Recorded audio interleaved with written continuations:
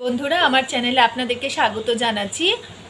আমার চ্যানেলটির কাজ যদি ভালো লেগে থাকে লাইক দেবেন, কমেন্টস করবেন, সাবস্ক্রাইব করবেন।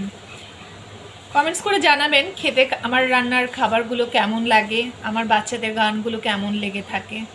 আমি আজকে কাঁঠাল বিচির ভর্তা তৈরি করব। এখানে বেশ কিছু কাঁঠাল বিচি নিয়ে নিয়েছি। আমি কাঁঠাল বিচিগুলো কেটে ভালো করে জলে ভিজিয়ে রেখেছি, খোসা ছাড়িয়ে ভালো করে কেটে নিয়েছি। আর কাঁঠাল বিচি কাটলে কিন্তু হাতে এরকম কালো কালো হয়ে যায়, তাই হাতে তেল মেখেও নিতে পারেন অথবা পরেও তেল মাখতে পারেন। ভালো করে কাঁঠাল বিচিগুলো ধুয়ে সিদ্ধ বসিয়ে দেব।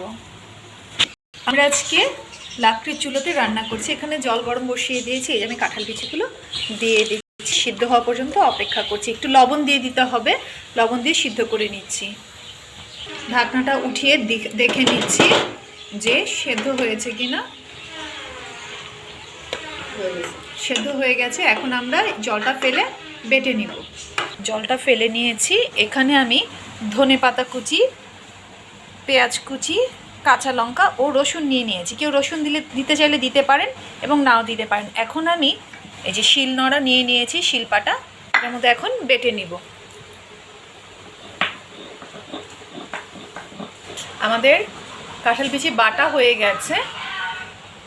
ভর্তার মধ্যে সরিষার তেল দিয়ে দেওয়া হলো।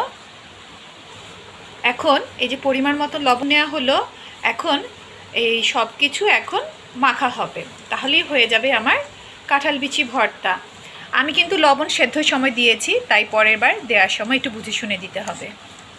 দেখ দিদিভাই কী সুন্দর করে ভর্তাটা মেখে ফেললো। আপনারাও কিন্তু অবশ্যই বাড়িতে এরকম করে তৈরি করে খাবেন। কেমন লাগলো অবশ্যই জানাবেন। ভালো থাকবেন, সুস্থ থাকবেন। নমস্কার।